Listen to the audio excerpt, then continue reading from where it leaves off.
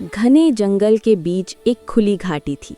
वहीं एक हिरनी अपने छोटे से बच्चे चीकू के साथ रहती थी।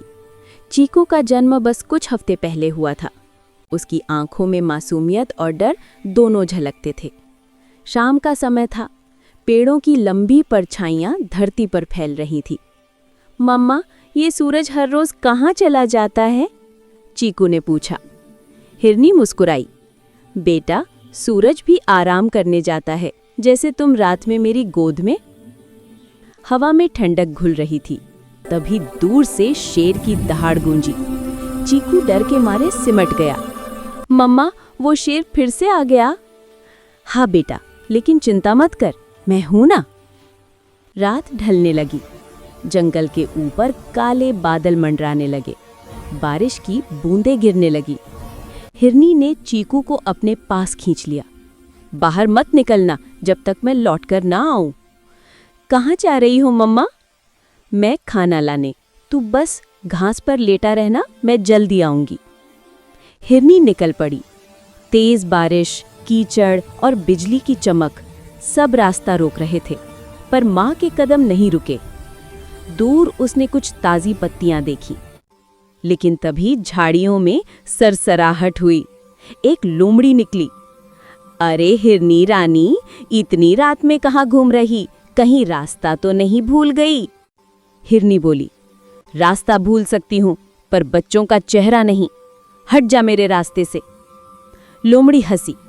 आज तो मैं भूखी हूँ, तुझे जाने नहीं दूंगी। हिरनी ने झट से पीछे पलटी और जोर से छलांग लगाई। लोमड़ी उसका पीछा करने लगी, पर वो फिसल कर गिर गई। हिरनी किसी तरह बचती हुई पेड़ों के बीच गुम हो गई।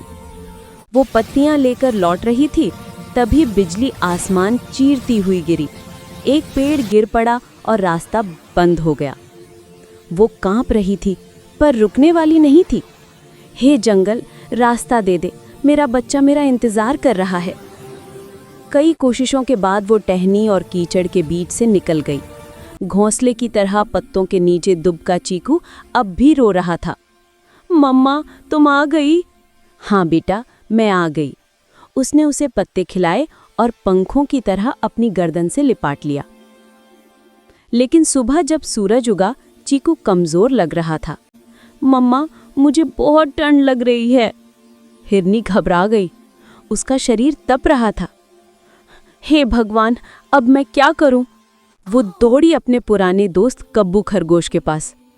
कब्बू भाई, मेरा बच्चा बीमार है, कुछ करो।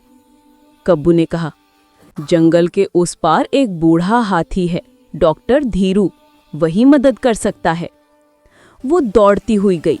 गिरती पड़ती, रास्तों में पत्थर और कांटे। डॉक्टर धीरू ने कहा, ये साधारण ठंड नहीं, बुखार है। मैं दवा दूंगा, पर तुम्हें हिम्मत रखनी होगी। हिरनी वापस लौटी और दवा दी। फिर पेड़ के नीचे आंखें बंद करके प्रार्थना करने लगी। हे प्रकृति, मैं तुझसे कुछ नहीं मांगती, बस अपने बच्चे की सांसें लौटा दे। हे प्रकृति, मैं तुझसे कुछ नहीं मांगती, बस अपने बच्चे की सांसें लौटा दे। अगर तूने ममता दी है तो दया भी दिखा। कुछ देर बाद ठंडी हवा चली। सूरज की किरणें पत्तों पर पड़ी। चीकू ने आंखें खोली। मम्मा, मैं ठीक हूँ। हिरनी की आंखों में खुशी के आंसू झलक पड़े। बेटा, अब तू डरना नहीं सीखेगा, उड़ना सीखेगा। जंगल में डर नहीं, हिम्मत से जीना होता है। सुबह की सुनहरी किरणों के साथ चीकू ने पहली बार अपने पैरों से छलांग लगाई। माँ ने मुस्कुराते हुए कहा, मेरा वादा पूरा हुआ, तू अब जंगल का हिस्सा बन गया। कहानी का संदेश, माँ का प्यार कभी हार नहीं मानता। डर हर किसी को होता है, पर हिम्मत वही दिखाता है जो माँ की तरह भरोसा रखता है। अगर आपको ये कहानी पसंद आए तो लाइक, कमेंट और सब्सक्राइब करना न भूलें, ताकि आपको ऐसी ही प्रेरक कहानियाँ रोज मिलती रहें।